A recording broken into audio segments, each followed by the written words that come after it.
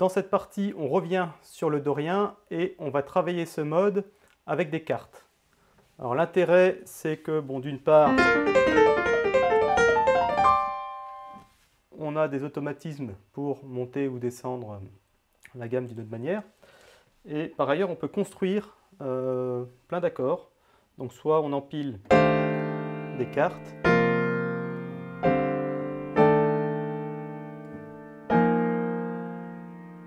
soit on superpose des cartes avec les voicings, à gauche ou à droite.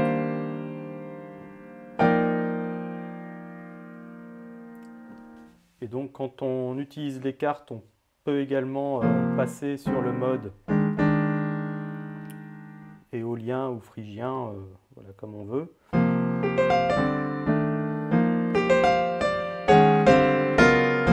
En faisant des descentes par ton ou par demi-ton.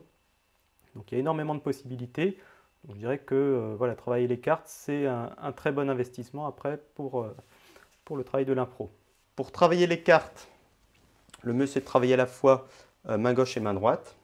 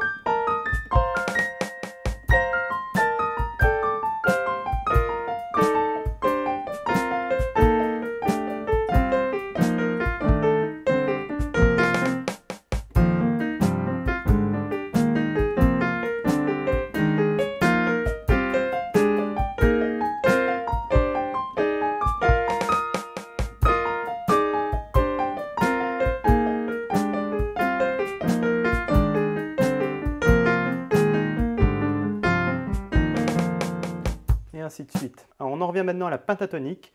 Alors la pentatonique n'est rien d'autre qu'un sous-ensemble du dorien. Ça c'est la pentatonique. Et ça c'est le dorien. Ce qui est intéressant avec la pentatonique, c'est qu'on peut travailler des motifs pour monter ou pour descendre.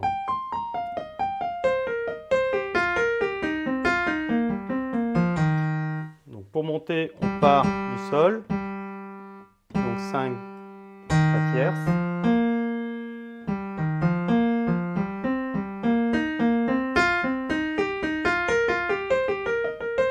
À chaque fois, on démarre de la note qui suit.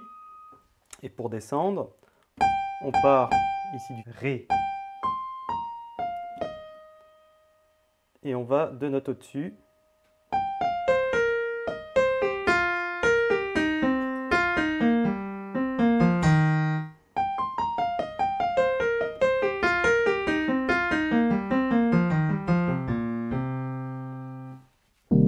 Bien entendu, comme le passage du dorien vers le phrygien ou l'éolien, si je suis sur un accord de Do mineur, je peux utiliser la pentatonique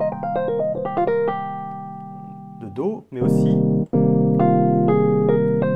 celle de Fa.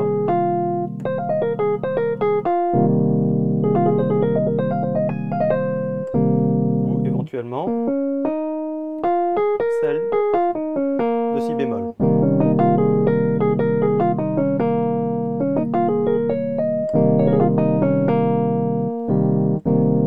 Et pourquoi pas aussi celle de Sol. Je retrouve les mêmes notes que dans le Do dorien. Voilà, donc à partir du moment où on maîtrise quelques figures avec les pentatoniques, on peut comme ça faire tout un tas de riffs intéressants en passant d'une gamme pentatonique à une autre. Donc pour travailler les pentatoniques, bon, bien évidemment, on les travaille d'abord de manière bête et méchante dans toutes les tonalités, voilà, en déroulant les gammes. Et ensuite, on essaye de faire les montées et descentes